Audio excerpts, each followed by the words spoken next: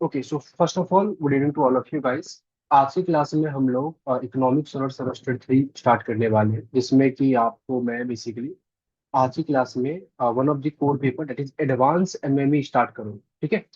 अब advance MME के अंदर में सबसे पहले थोड़ा सा आपको क्या पढ़ना है, जो आपका सिलेबस है वो मैं आपको समझा देता हूँ, और उसके बाद जो बेसिकली आज के क्लास नंबर 1 में जो भी टॉपिक होगा वो टॉपिक को भी स्टार्ट करके कुछ खत्म करेंगे, तो कुछ चीजें आपको मैं सिखाऊंगा। ठीक है। देखिएगा, सो ये बेसिकली क्लास नंबर 1 है एडवांस एमएमई का। सो एडवांस एमएमई की मैं बात करूं तो ऑलरेडी आपने एमएमई पढ़ा है सेमेस्टर 1 एंड सेमेस्टर 2 के अंदर में। सेमेस्टर 1 में आपने पढ़ा था इंट्रोडक्टरी लेवल, इसके बाद आपने पढ़ा इंटरमीडिएट लेवल, अब आपके पास आ गया है एडवांस लेवल। ठीक है। सो इंट्रोडक्टरी लेवल अगर आपको याद हो तो वहां पे आपने क्या किया था कि जो भी आपने एकेडमिक लेवल पर पढ़ा था उसी को थोड़ा सा रिकॉल किया और उसको अच्छे तरीके से पढ़ा, मतलब कि फंक्शन ऑफ वन वेरिएबल के अंदर में जितनी भी बेसिक चीजें हो सकती है कि कैसे उसका डोमेन निकालते हैं, कैसे रेंज निकालते हैं, कैसे लीनियर इनइक्वालिटी को हम लोग सॉल्व करते हैं, कैसे सिंप्लीफाई करते हैं कई सारे बेसिकली इक्वेशंस को। उसके बाद आपने देखा कि फंक्शन ऑफ वन वेरिएबल को कैसे हम लोग ऑप्टिमाइज करते हैं। तो ये सभी चीजें आपने वन वेरिएबल क्रॉसपॉन्ड में सेमेस्टर 1 में पढ़ा। फिर जाके आप सेमेस्टर 2 में आते हो और सेमेस्टर 2 के अंदर में आपको इंटरमीडिएट लेवल पढ़ना होता है, जिसमें आपने क्या देखा कि function of more than one variable में कैसे काम करेंगे, मतलब function of more than one variable में कैसे डोमेन एंड रेंज को डिफाइन करेंगे, कैसे वहां पे लेवल कर्व बनेगा, कैसे हम लोग टू वेरिएबल के क्वेश्चंस के जो बेसिक पिक्चर्स है उसको हम लोग डिसाइड कर सकते हैं, और कैसे हम लोग function of more than one variable को ऑप्टिमाइज कर सकते हैं। मतलब कहने का मतलब बिंग इकोनॉमिक्स या बिंग इकोनॉमिक्स ऑनर्स स्टूडेंट्स, आपके पास कई सारे ऐसे फंक्शंस आएंगे जो एक से ज्यादा वेरिएबल पे डिपेंड करेगा। तो ऑन दैट टाइम अगर आपको उस फंक्शन को ऑप्टिमाइज करना हो तो किस तरीके से आप कर सकते हो, ये आपने सेमेस्टर 2 में पढ़ा। अब उसी चीज को हम लोग सेमेस्टर 3 में थोड़ा सा और आगे बढ़ाएंगे, तो मेनली यहाँ पे भी हम लोग function of more than one variable correspond में काम करेंगे कुछ पर्टिकुलर टॉपिक्स पे, और कुछ चीजें जो आपने फिर से एकेडमिक लेवल पे पढ़ा था उसी को और अच्छे तरीके से रिकॉल करेंगे। जैसे मैं आपको समझाता हूँ, ध्यान से देखिएगा। टोटल एडवांस एमएमई का सिलेबस 3 डिफरेंट यूनिट के अंदर में डिवाइड किया गया है, जिसमें कि सबसे जो पहला यूनिट है वो है multivariate optimization with constraint. Multivariate optimization already आपने सेमेस्टर में कर लिया, मतलब मल्टीवेरिएबल ऑप्टिमाइजेशन का कंसेप्ट ये है कि आप function of more than one variable को कैसे ऑप्टिमाइज करते हो, ये ऑलरेडी आपने सीख लिया है। लेकिन वहां पे आप कंस्ट्रेंट से डील नहीं करते थे। आज आपके पास क्या होगा, एक कंस्ट्रेंट होगा, और इस कंस्ट्रेंट के करस्पॉन्ड में कैसे आप function of more than one variable को ऑप्टिमाइज करोगे, या किसी भी फंक्शन को अगर उस फंक्शन के करस्पॉन्ड में कोई कंस्ट्रेंट होता है तो कैसे आप उसको ऑप्टिमाइज करोगे, ये आपको पूरा का पूरा यूनिट नंबर 1 में सीखना है। जिसके अंदर में आपको बेसिक कंसेप्ट, अलग अलग मेथड्स इस पर्टिकुलर क्वेश्चंस को सॉल्व करने का, थोड़े डायग्रामेटिकली मेथड्स, ये सब चीजें आपको सीखनी है। और इस पर्टिकुलर चीज को सीखने के लिए आपको हेमंड की बुक को फॉलो करना है, जिसमें कि ओनली चैप्टर नंबर 18 के कुछ पार्ट्स आपको पढ़ने हैं, चैप्टर नंबर 18.1 से लेकर चैप्टर नंबर 18.9 तक। तो देखा जाए तो चैप्टर नंबर 18 है आपके हेमंड का, उसको आपको करना है, जिसके लिए यूनिट नंबर 1 कंप्लीट होगा, और उसके भी कुछ पार्ट्स ही करने हैं 18.1 से लेकर 18.9 तक। भले ये दिख रहा होगा कि आपके पास एक ही चैप्टर है, लेकिन इस एक चैप्टर के अंदर में कई सारे टॉपिक्स है और कई सारा कंटेंट है जो कि बहुत टाइम कंज्यूमिंग है, इसलिए आपको यहाँ पे 19 आवर्स दिया गया है डीयू की तरफ से इस पर्टिकुलर चैप्टर को समझने के लिए। कई सारे अलग अलग मेथड्स है। ये वाला जो टॉपिक है ना, ये वाला जो यूनिट है, ये बेसिकली अपने मेथड्स के लिए थोड़ा सा टफनेस लेकर चलता है। जब आप पढ़ोगे तो आपको ये समझ में आएगा। इसके बाद अगर मैं यूनिट नंबर 2 की बात करूं तो ये अगेन आपको एकेडमिक लेवल को थोड़ा सा रिकॉल कराता है। एकेडमिक लेवल पे आपने लीनियर प्रोग्रामिंग पढ़ा था, जहां पे आप बेसिक पढ़ते थे, इंट्रोडक्शन टाइप और ग्राफिकल मेथड, मतलब आपके पास एक क्वेश्चन होता था, उस क्वेश्चन से आप क्या करते थे, पहले इक्वेशन तैयार करते थे और आप उसके बाद डायग्राम ड्रॉ करते थे। डायग्राम ड्रॉ करने के बाद कई सारे कॉर्नर पॉइंट्स आपको मिलते थे, उन सभी पॉइंट्स को आप लेते थे और उसको आप ऑप्टिमल वाले फंक्शन पे पुट करते थे, और जिसमें सबसे बड़ी वैल्यू होगी वो मैक्सिमा होगा और जिसको सबसे छोटी वाली वैल्यू होगा वो मिनिमा होगा। यही करते थे आप लीनियर प्रोग्रामिंग में, एलपीपी में। तो वो तो पहले आपको करना ही है, मतलब कि एलपीपी जब आप स्टार्ट करोगे तो बेसिक जो आपने क्लास 12 में पढ़ा था वो तो आपको रिकॉल करना ही है, ग्राफिकल सॉल्यूशन देखना ही है। इसके साथ साथ आपको मैट्रिक्स फॉर्मुलेशन कैसे होगा, डुअलिटी कैसे होगा, इकोनॉमिक इंटरप्रिटेशन क्या होगा, ये सब बहुत इंपॉर्टेंट है। कहने का मतलब अब यहाँ पे ना कंसेप्ट डुअल और प्राइमल दोनों आता है। डुअल और प्राइमल का बेसिकली मतलब ये है कि कई बार मेरे पास ऐसा होता है कि मान लेते हैं मेरे पास एक कोई फंक्शन गिवन है, ये मान लेते हैं मेरा फंक्शन है और मेरा ऑब्जेक्टिव है इसको मैक्सिमाइज करना, तो मैंने इसको मैक्सिमाइज नहीं कर पाऊंगा, तो मैं क्या करता हूं, इस पर्टिकुलर फंक्शन का अपोजिट कर देता हूं, अपोजिट निकाल लेता हूं। अगर मान लेते हैं ये प्राइमल है तो इसका मैं डुअल निकाल लेता हूं, मतलब मैं इस फंक्शन को उल्टा कर देता हूं। तो अगर मैं इस फंक्शन को उल्टा कर दूंगा तो इस उल्टे वाले चीज को मैं मिनिमाइज कर दूंगा, तो किसी के अपोजिट का मिनिमाइजेशन उसी के अपोजिट का मैक्सिमम ही कहलाएगा। तो ये कुछ इस तरीके से सिनेरियो क्रिएट होता है। कई बार हम लोग डायरेक्ट क्वेश्चन को सॉल्व नहीं कर पाते, उसको हमें उल्टा करना होता है। और उल्टा करने के बाद अगर मान लेते हैं ओरिजिन ओरिजिन मेरा पास प्रॉब्लम था मैक्सिमम करने का, तो मैं उसको क्या करूंगा, मैं अपोजिट करके फंक्शन को मिनिमम कर दूंगा, और यहां से जो रिजल्ट आएगा और यहां से जो रिजल्ट आएगा वो आपस में सेम होंगे। इसी कहते हैं डुअल एंड प्राइमल का कंसेप्ट। यही चीज आप बेसिकली इस पर्टिकुलर एलपीपी के अंदर में सीखने वाले हो। देखा जाए तो 10% आपने क्लास 12th में किया हुआ है, 90% पूरा का पूरा आपको नया सीखने को मिलेगा। यूनिट नंबर 1 के अंदर में तो पूरा का पूरा 100% आपको नया खुद से सीखना है, मतलब कुछ भी नहीं आता आपको। बट यूनिट नंबर 2 के अंदर में आपको 10% पहले से आता है, जिन्होंने भी क्लास 12 अच्छे से पढ़ा है। बाकी 90% आपको दोबारा से सीखना पड़ेगा। इसके बाद अगर मैं यूनिट नंबर 3 की तरफ आऊं, तो ये भी आपको बेसिकली नाम से मतलब टॉपिक के अकॉर्डिंग आपको पहले से पता है कि क्या है। पहले तो इंटीग्रेशन है, दूसरा डिफरेंशियल इक्वेशन है, तीसरा डिफरेंस इक्वेशन है। जिन्होंने भी क्लास 12 में मैथ्स अच्छे से पढ़ा है तो उसको मतलब एक बेसिकली टॉपिक जैसे इंटीग्रेशन एक तरीके से टफेस्ट टॉपिक लगता होगा। और 1 सेकेंड गाइस।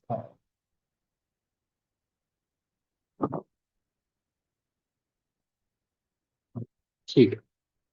सो इंटीग्रेशन एक टफेस्ट टॉपिक लगता होगा। अच्छा, इंटीग्रेशन टफ क्यों होता था, ये बेसिकली टिग्नोमेट्री के कंसेप्ट की वजह से टफ होता था। मतलब कि जब आप वहां पे इंटीग्रेशन में टिग्नोमेट्री वाले साइन कॉस टैन कोट इन सब का यूज करते थे, इसलिए वो इंटीग्रेशन टफ था।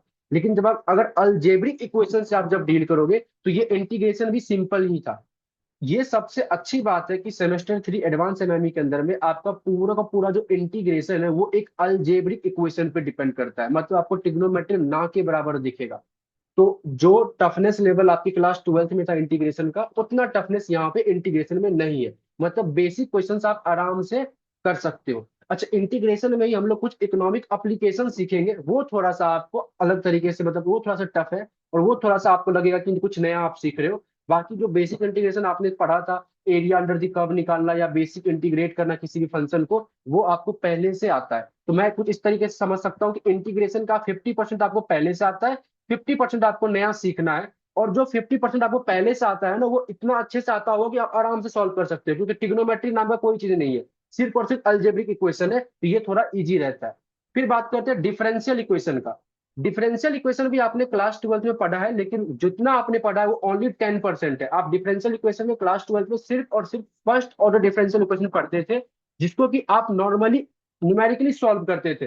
कोई डायग्राम वगैरह नहीं ड्रॉ करते थे, कोई स्टेबल अनस्टेबल इन सब का कोई सिनेरियो नहीं होता था। बट यहाँ पे डिफरेंशियल इक्वेशन में आपको फर्स्ट ऑर्डर सीखना है, फर्स्ट ऑर्डर का डायग्राम कैसे बनता है और डायग्राम से कैसे इंटरप्रेट करते हैं वो सीखना है। फिर सेकेंड ऑर्डर सीखना है। तो चीजें बहुत सारी चीजें आपको सीखनी है। मतलब डिफरेंशियल इक्वेशन की मैं बात करूं तो ये 10% आपको आता है, 90% आप एक्स्ट्रा मतलब नया सीखोगे। सिमिलरली अगर मैं डिफरेंस इक्वेशन की बात करूं तो ये आपको नाम भले पता होगा, थोड़ा बहुत आपने क्वेश्चन भी किया होगा, बट ये पूरा का पूरा अलग है। मतलब आपको कुछ नहीं आता होगा, मतलब 100% नया है डिफरेंस इक्वेशन, जिसके अंदर में आपको first order second order complementary slackness कई सारी चीजें आपको इसमें सीखनी पड़ेंगी। तो देखा जाए तो 100% आपको ये नया सीखना है। एलपीपी में 90% नया सीखना है। डिफरेंशियल इक्वेशन में 90% नया सीखना है। डिफरेंस इक्वेशन में 100% नया सीखना है। इंटीग्रेशन में 50% आपको नया सीखना है। तो ओवरऑल इंटीग्रेशन का आप थोड़ा सा समझ के चल सकते हो कि आपके पास एक बेटर ऑप्शन है। बाकी जितने भी यहाँ पे टॉपिक आपको दिख रहे होंगे, इन सब में अच्छा खासा टाइम लगेगा और बहुत ही अच्छे अच्छे टॉपिक्स है जो कि आपके इकोनॉमिक्स के फील्ड में बहुत इंपॉर्टेंट तरीके से काम आएगा। अच्छा, यूनिट नंबर 2 की मैं बात करूं तो यूनिट नंबर 2 भी आपके हेमंड के बुक से ही आपको करना है, जिसमें कि एक चैप्टर आपको फॉलो करना है, दैट इज चैप्टर नंबर 19। तो चैप्टर नंबर 19 से आपका यूनिट नंबर 2 कंप्लीट हो जाएगा। और मैं अगर यूनिट नंबर 3 की बात करूं तो यहाँ पे 3 डिफरेंट टॉपिक है और इन 3 डिफरेंट टॉपिक के लिए 3 डिफरेंट चैप्टर डिसाइड किए गए हैं। मतलब चैप्टर नंबर 10 से आपको इंटीग्रेशन पढ़ना है, चैप्टर नंबर 20 से आपको डिफरेंशियल इक्वेशन करना है और चैप्टर नंबर 21 से आपको डिफरेंस इक्वेशन करना है। और ये तीनों के तीनों चैप्टर आपकी हेमंड के ही है। तो देखा जाए तो हेमंड के टोटल आपको 5 चैप्टर करने हैं और उस 5 चैप्टर में आपका ये पूरा का पूरा एडवांस एमएमई का सिलेबस कंप्लीट हो जाएगा। देखने से ये 5 चैप्टर है, लेकिन एटलीस्ट 45 आवर्स का आपको लेक्चर्स मतलब करने ही पड़ेंगे। मतलब समय लगेगा हर एक चीज को समझने में। यहाँ तक में किसी को डाउट ही नहीं है, कोई कुछ पूछना चाहता है? चलिए, अगर अभी तक में कोई डाउट नहीं है, कुछ भी डाउट होता है तो आप बेसिकली हैंड रेज करके पूछ सकते हो। मैं थोड़ा सा इंपॉर्टेंस या वेटेज के पॉइंट ऑफ व्यू से बताऊं तो जो आपका यूनिट नंबर 1 है, ये आपके बेसिकली एग्जाम में 30% वेटेज रखता है। जो आपका यूनिट नंबर 2 है, ये आपके एग्जाम में 20% वेटेज रखता है। और जो आपका यूनिट नंबर 3 है, ये आपके एग्जाम में 50% वेटेज रखता है। इसको आप कुछ इस तरीके से ना समझते हुए आप ऐसा समझ सकते हो कि 30 मार्क्स का क्वेश्चन आपको यूनिट नंबर 1 से मिलने के चांसेस है, 20 मार्क्स का क्वेश्चन आपको यूनिट नंबर 2 से मिलने के चांसेस है, और 50 मार्क्स का, नॉट 50 मार्क्स, 40 मार्क्स लेके चलो।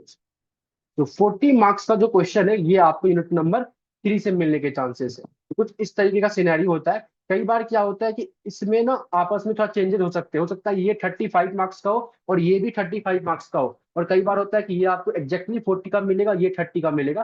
तो कुछ इस तरीके से ओवरऑल वेटेज रहता है, तो इसके अकॉर्डिंग आप पढ़ सकते हो अपना, बेसिकली इसके अकॉर्डिंग आप अपने किसी भी पर्टिकुलर यूनिट को इंपॉर्टेंस दे सकते हो। क्योंकि सिंस यहाँ पे 3 डिफरेंट टॉपिक्स है, तो 3 डिफरेंट टॉपिक्स के क्रॉसपोर्ड में 40 मार्क्स पूछा गया है, और यहाँ पे एक सिंगल टॉपिक के क्रॉसपोर्ड में 30 मार्क्स पूछा गया है। तो एक तरीके से ये सबसे इंपॉर्टेंट है। इसके बाद बाकी चीजें तो इंपॉर्टेंट है ही। यहाँ तक क्लियर है? पेपर का पैटर्न अगर मैं आपको समझाऊं, तो अगेन जैसा आपका हर एक सेमेस्टर में पेपर होता था, एक तरीके से 9 7 16 160 का होगा पेपर, जिसमें कि 90 मार्क्स का एक्सटर्नल होगा,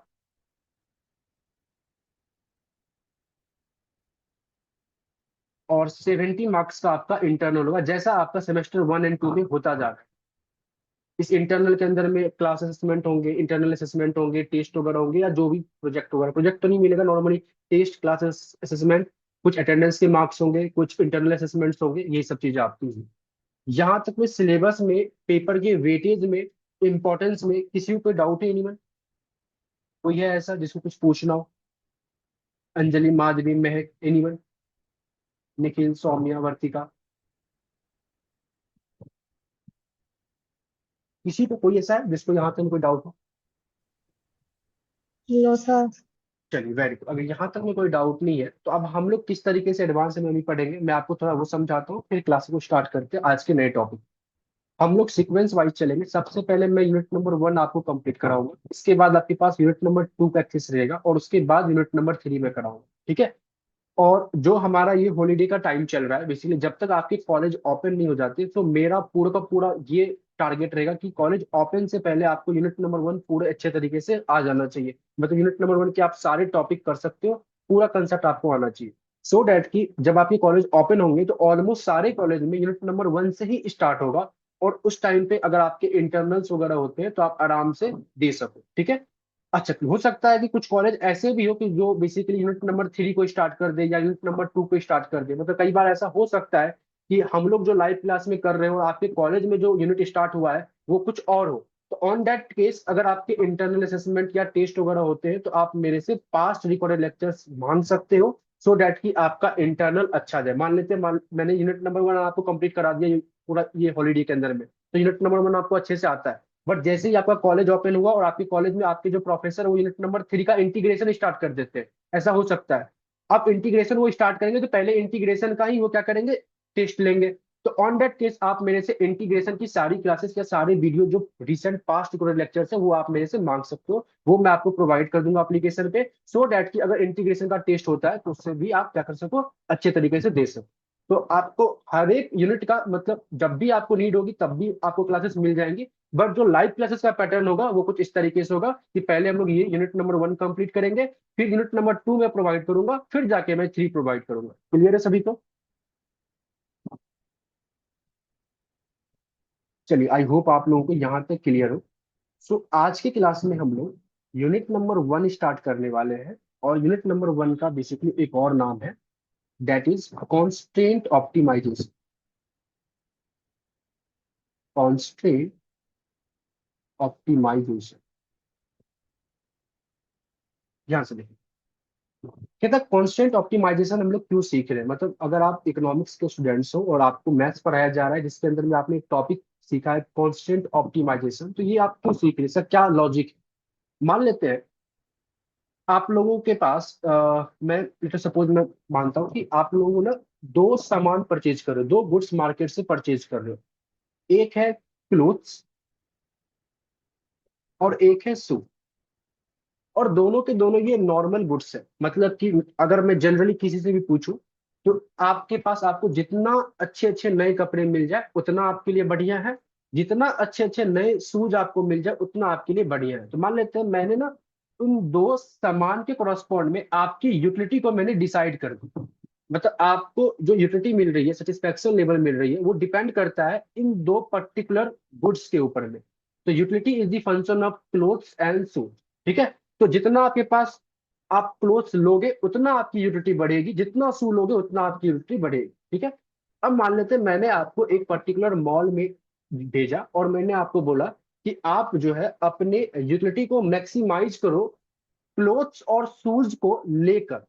मतलब आप मॉल में जाओ और आप तब तक अपने क्लोथ्स एंड शूज को लो जब तक कि आपकी यूटिलिटी क्या हो जाए, मैक्सिमाइज ना हो जाए। तो आप सिंपल सा बात समझना, अगर मैं आपको बस इतना ही कहता हूं तो आप मॉल में एंटर करोगे और मॉल में आपके साइज का जितने भी क्लोथ्स एंड जितने भी शूज होंगे आपका मन होगा मैं वो सब ले लूं। मेरे पास अगर मान लेते हैं 365 दिन है एक साल में, या 2 साल में मान लेते हैं 700 प्लस दिन है, तो मैं चाहूंगा हर दिन एक नया नया कपड़ा नया नया शू पहनूं, वो भी मेरे लिए अच्छा है। तो आपकी मन क्या होगा कि मतलब मेरे को जितना कपड़ा है वहां पे मेरे साइज का, जितना शूज है जूते हैं मेरे साइज का, वो मैं सब ले लूं। और आपकी गिफ्ट बढ़ती जाएगी बढ़ती जाएगी बढ़ती जाएगी।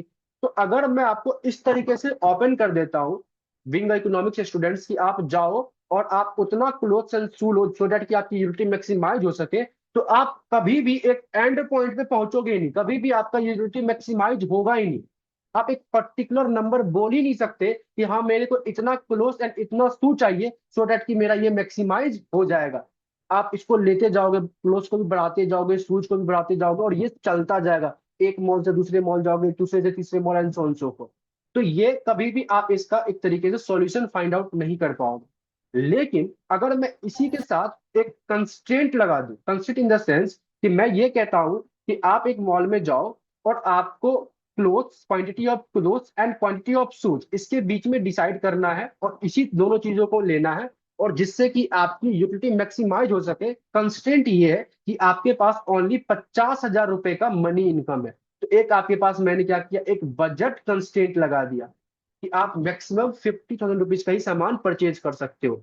तो अब इस पर्टिकुलर सिनेरियो में आप इस 50,000 के कंस्टेंट के क्रॉसपॉन्ड में उतना ही क्लोथ एंड शूज लोगे कॉम्बिनेशन में, सो दैट कि आपकी यूटिलिटी क्या हो सके, मैक्सिमाइज हो सके।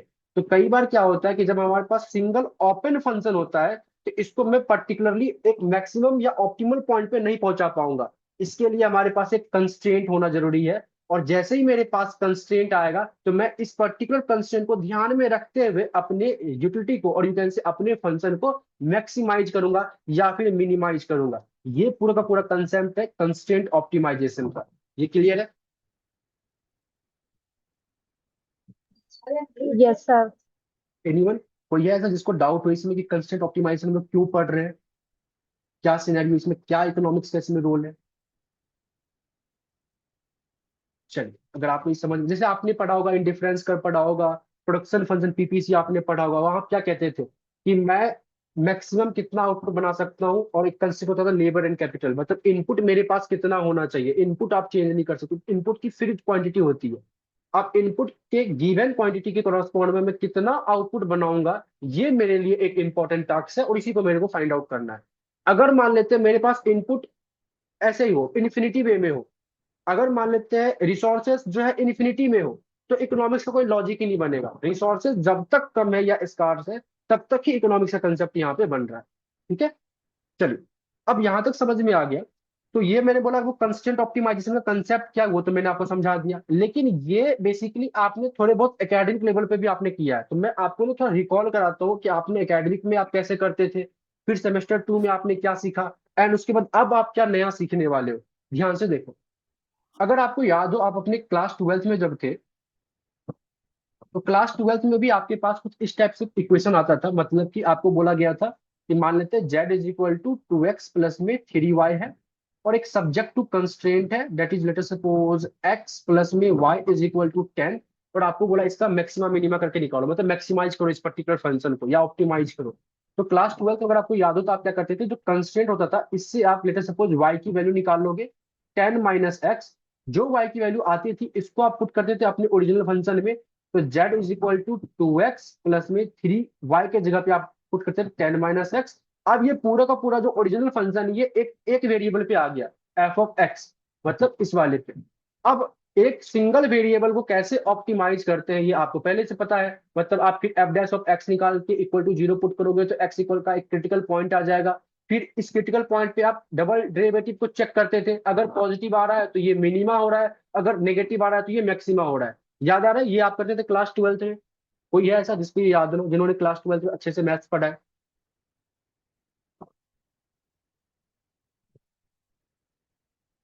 ऐसा है कोई जिसको इसमें डाउट हो, या फिर आपको ये याद आ रहा है, यजुस सौम्या ये सब आपको याद है, क्लास 12th में आपने किया होगा? यस। क्लियर है? चलिए। अच्छा, अब क्लास 12th में ये तो आपने कर लिया। जब तक आपके पास दो वेरिएबल थे तब तक तो आप ये पुट करते थे और लीनियर था तो काम बनता था, लेकिन लीनियर ना होके अगर मान लेते ये स्क्वायर क्यूब 3/2, मतलब ये कुछ और फॉर्म में होता, एक से ज्यादा वेरिएबल होता, मतलब दो से ज्यादा वेरिएबल बेसिकली होता, मतलब एक्स वाई के साथ एक डब्ल्यू भी होता, तो ऑन दैट केस आप इस तरीके से किसी एक वेरिएबल को निकाल कर इसमें पुट कर ये आप सॉल्व नहीं कर पाते। तो क्लास 12th में एक बेसिक क्वेश्चंस को ही आप सॉल्व कर सकते हैं इस पर्टिकुलर तरीके से।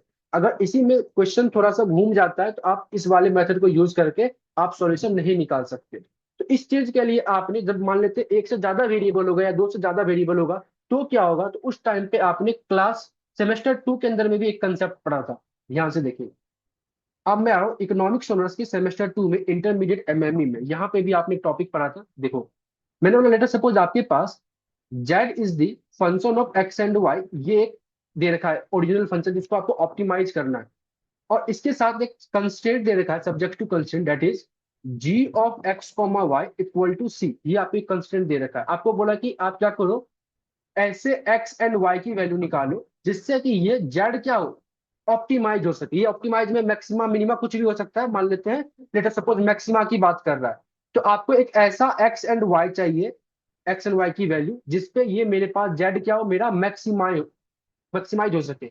और ये जो एक्स एंड वाई है ये साइमल्टेनियसली इन दोनों इक्वेशन को होल्ड करना चाहिए। कहने का मतलब एक्स एंड वाई की वैल्यू जो भी हो वो इस नीचे वाले कंस्ट्रेंट को भी होल्ड करना चाहिए। तो मेरे को इन दोनों इक्वेशन के हेल्प से एक ऐसा एक्स एंड वाई चाहिए सो दैट कि ये मेरा जो ऑब्जेक्टिव फंक्शन है ये मैक्सिमा हो सके। तो अगर आपको क्लास सेमेस्टर 2 का याद हो basically concept, that is total differential, तो अगर मैं यहां से dz निकालना चाहूं तो क्या ये F dash of X into में dx प्लस में F dash of Y into में dy, ये याद है सभी को? dz निकालना टोटल डिफरेंशियल सेमेस्टर 2 जिन्होंने भी पढ़ा है। यस। Yes sir. सिमिलरली अगर मैं यहां से dc निकालना चाहूं तो dc क्या होगा, जी डैश ऑफ एक्स इंटू में dx प्लस में जी डैश ऑफ वाई इंटू में dy। और सिंस ये c एक कांस्टेंट टर्म होता था, इम्प्लिसिट फंक्शन याद करो, तो dc क्या आ जाएगा, जीरो। तो zero equal to ji dash of X into में dx प्लस में जी डैश ऑफ वाई इंटू में dy। अब जाके मैं अगर यहां से dy की वैल्यू निकालना चाहूँ तो क्या मैं कह सकता हूँ, dy इज नथिंग बट क्या आ जाएगा, minus g dash of x upon में जी डैश ऑफ वाई इंटू में dx। ये क्लियर है? बस मैंने क्रॉस मल्टीप्लाई कर दिया, मतलब क्रॉस करके मतलब इसको इस तरफ शिफ्ट करके सॉल्व किया, नेक्स्ट। अब जाके मैं क्या कर रहा हूँ, ध्यान से देखो, मेरे को एक्चुअली में क्या करना है, मेरे को तो इसको मैक्सिमाइज करना है, मतलब dz बाय dx से क्रॉसपोल में चीजें लेके आनी है। तो मैं क्या कर रहा हूँ यहाँ पे, dz is equal to f dash of x को जैसे का तैसा, dx को जैसा का तैसा, एफ डैश ऑफ वाई को जैसा का तैसा, dy के प्लेस पे कंस्टेंट का जो सॉल्यूशन आया था उसका मैं dy की वैल्यू पुट कर रहा हूँ। जैसे मैंने dy की वैल्यू यहाँ पे पुट करूंगा तो minus g dash of x upon में जी डैश ऑफ वाई इंटू में dx, ये आ चुका है। अब जाके मैं क्या करूंगा, dz जैसे का तैसा रहेगा, dx को मैं कॉमन बाहर ले लूंगा, यहां से बचेगा एफ डैश ऑफ एक्स, यहां से बचेगा एफ डैश ऑफ वाई, और कोष्ट के अंदर में चलेगा जी डैश ऑफ एक्स अपॉन में जी डैश ऑफ वाई। ये मेरे पास आ गया। इसके बाद अगर मैं थोड़ा सा और आगे बढ़ूं तो dz बाई dx जो मेरे पास आएगा वो आएगा f dash of x minus में F dash of Y into में जी डैश ऑफ एक्स अपॉन में जी डैश ऑफ वाई। क्या मैं कह सकता हूँ यही मेरा dz बाई dx आएगा, जिस dz बाई dx को निकालने के लिए मैंने इन दोनों ही फंक्शन का यूज किया है। ये क्लियर है? Yes sir. और अगर मेरे को किसी भी चीज को मैक्सिमा मिनिमा करना है तो उसके फर्स्ट ऑर्डर डेरिवेटिव क्या करना करते हैं हम लोग, इक्वल टू जीरो पुट करते हैं। और जैसे मैं इसको इक्वल टू जीरो पुट करूंगा तो कुछ ऐसा दिखेगा, f dash of x is equal to f dash of Y into में जी डैश ऑफ एक्स अपॉन में जी डैश ऑफ वाई। अब मैं क्या कर रहा हूँ, यहां से ये जो जी डैश ऑफ एक्स है इसको मैं नीचे लेके आ रहा हूँ, ला सकता हूँ। तो बेसिकली मैंने लिखा f dash of x upon में जी dash of x is equal to f dash of y upon में जी डैश ऑफ वाई। अच्छा मैं क्या कर रहा हूँ, अब इसको ना इक्वल टू सम लैम्डा लिख रहा हूँ। जैसे सपोज कोई एक लैम्डा पैरामीटर ऐसा मैंने लेट ले लिया।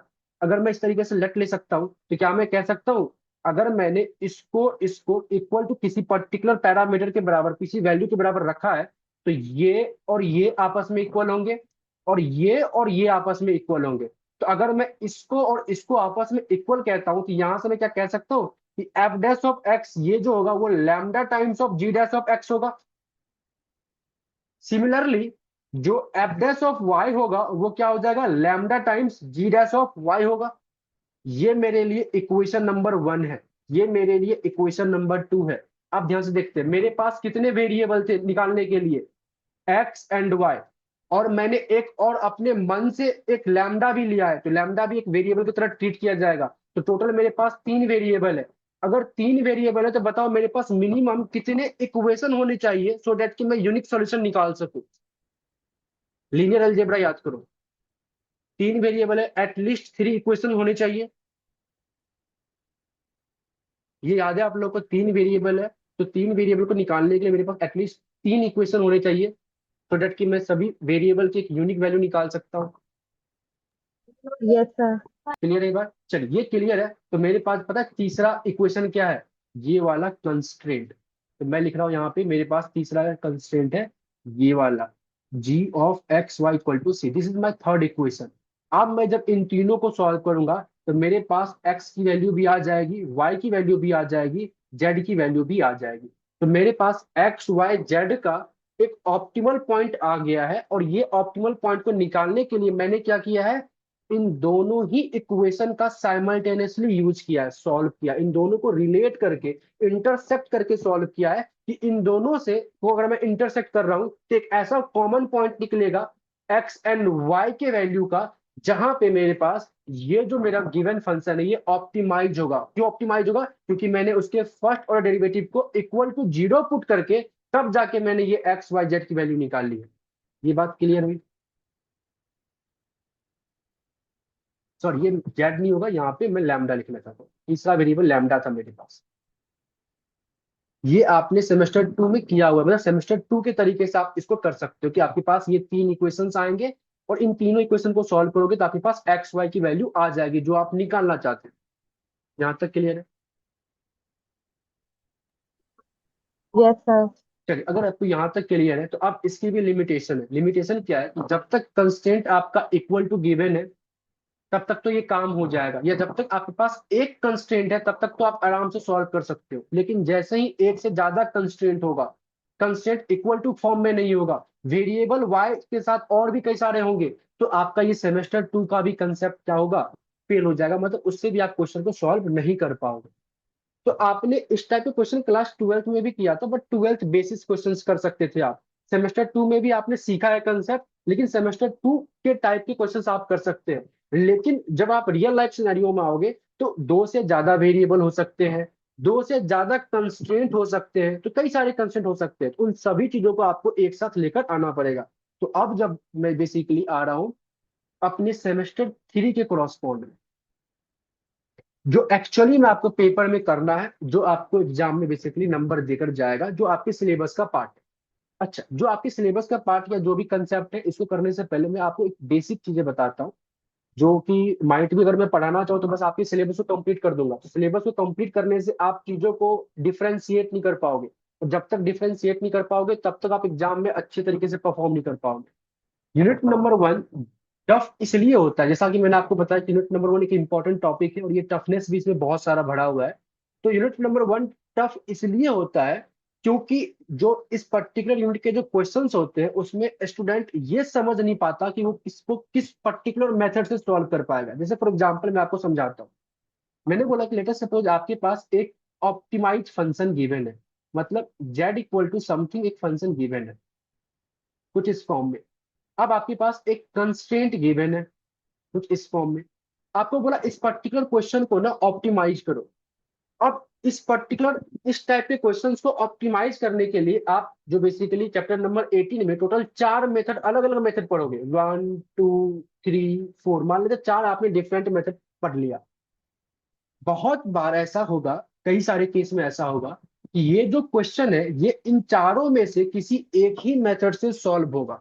मतलब कि किसी एक ही मेथड से ये सॉल्वेबल होगा। अगर मान लेते हैं आपने इन चारों में से, लेट सपोज ये मेथड नंबर 3 से सॉल्वेबल है, लेकिन आप पेपर में एग्जाम में 1 2 या 4 इनमें से कोई एक मेथड यूज करते हो, तो आप आंसर निकाल ही नहीं पाओगे। तो कई सारे क्वेश्चंस होंगे जो कि चारों के चारों मेथड से सॉल्वेबल होगा, और कई सारे ऐसे क्वेश्चंस होंगे जो चीजें तो सेम ही पूछ रहा है, लेकिन उसको सॉल्व करने के लिए आपको किसी एक ही मेथड को यूज करना पड़ेगा, और वही मेथड से वो सॉल्व ही हो सकता है। तो अब आपको कौन से क्वेश्चन में कौन सा मेथड यूज करना है, ये रिकॉग्नाइज करना इज अ टफ टास्क। यही सबसे इंपॉर्टेंट है यूनिट नंबर 1 के अंदर में। यूनिट नंबर 1 में पूरा आपके पास क्वेश्चन एक ही आएगा कि आप प्रॉब्लम को मैक्सिमाइज या मिनिमाइज करो, मतलब गिवन क्वेश्चन को ऑप्टिमाइज करो। लेकिन वो गिवन क्वेश्चन किस पर्टिकुलर मेथड से ऑप्टिमाइज होगा, ये समझना आपके लिए इंपॉर्टेंट है। तो जब मैं ये चारों मेथड सिखाऊंगा तो चारों के बीच में क्या डिफरेंस है ये तो मैं बताऊंगा, लेकिन इस चीज को अच्छे से आपको ध्यान रखना है, कहीं पे नोट करके लिखना है, ये बड़ा इंपॉर्टेंट है। अदरवाइज आप जब मैं पढ़ा रहा हूँ, जब मैं सॉल्व करा रहा हूँ, तो वो तो आप समझ लोगे, लेकिन जब पेपर में आप एग्जाम में क्वेश्चन करने जाओगे तो उस टाइम पे हो सकता है कि आप कोई एक मेथड को यूज करो और वो क्वेश्चन आपका सॉल्व ही ना हो। तो आपके पास कई सारे ऐसे क्वेश्चंस दिखेंगे जो कि किसी न किसी एक ही मेथड से सॉल्व होगा, और किसी भी क्वेश्चन के लिए कौन सा मेथड को यूज करना है ये रिकॉग्नाइज करना मैं आप लोग को सिखाऊंगा भी, और आप लोग को उसको नोट करके भी रखना है। ये बात क्लियर है सभी को? Yes sir. चलिए, वेरी गुड। अब आगे बढ़ते हैं हम लोग, ध्यान से देखिए। मैंने बोला कि मान लेते हैं आपके पास एक ऑप्टिमाइज करने के लिए प्रॉब्लम आया। क्या कहता है आपको कि z is the function of x and y, इसको आप ऑप्टिमाइज करो। सिंप्लिसिटी के लिए मैंने दो वेरिएबल लिया है, आपके सिलेबस में दो से ज्यादा वेरिएबल है। हो सकता है कुछ ऐसा भी हो सकता है कि z is the function of x1 x2 से लेकर xn, एन वेरिएबल है, इसको मैक्सिमाइज करो। ठीक है। सब्जेक्ट टू कंस्ट्रेंट मान लेते हैं आपको दे रखा है ये g of x y is equal to c.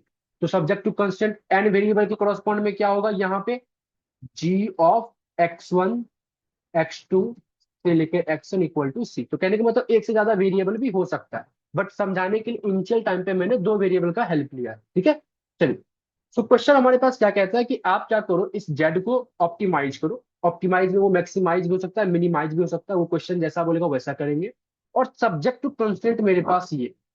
तो आप सभी अगर एग्री करो तो आपका काम क्या है, आपका बेसिकली देखा जाए तो ऑब्जेक्टिव क्या है कि आप इन दोनों को सॉल्व करके एक ऐसा एक्स एंड वाई की वैल्यू निकालो जिसपे कि आपका ये वाला फंक्शन ऑप्टिमाइज हो रहा हो, और ये जो आपका एक्स एंड वाई आ रहा है वो इन दोनों को सेटिस्फाई करता हो, मतलब इन दोनों इक्वेशन को होल्ड करता हो।